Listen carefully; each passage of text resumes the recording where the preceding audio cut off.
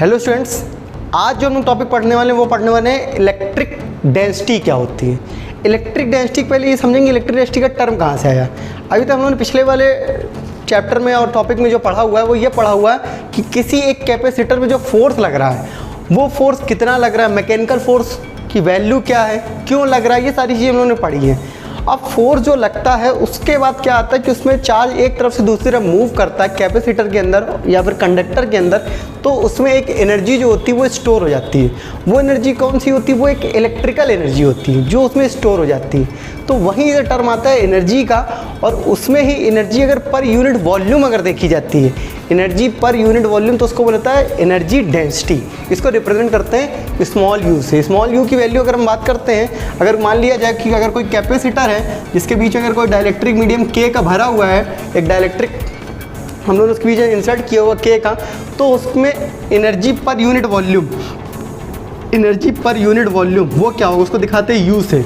तो यू की वैल्यू जो होती है उसके लिए हाफ एप्सिलॉन नॉट के ई स्क्वायर होती है।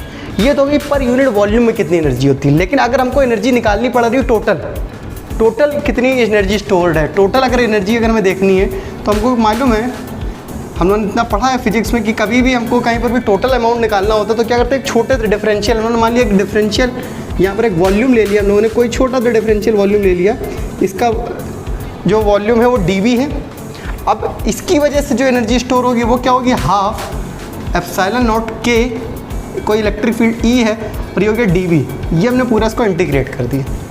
ये डिफरेंशियल वॉल्यूम को अगर लोग पूरा उठा के इंटीग्रेट कर देंगे तो, और एक केस अगर लोग ये भी मान लेते हैं कि यहाँ पर अगर E जो है वो क्या है, कांस्टेंट है, इलेक्ट्रिक फील्ड क्या है आपकी, यूनिफॉर्म है, कांस्टेंट इलेक्ट्रिक फील्ड है, तो जो टोटल एनर्जी होती है इसको हम लोग दिखाते हैं कैपिटल U से।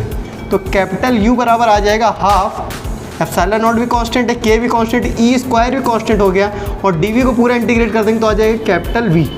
तो ये हो जाती है energy total stored in a capacitor या फिर कंडक्टर। आई होप आपको सब समझ जाएगा। अगर कोई भी डाउट है तो आप पूछ सकते हैं। थैंक मजा आया, और मैं ये जो मजा है हिंदुस्तान के हर व्यक्ति को देना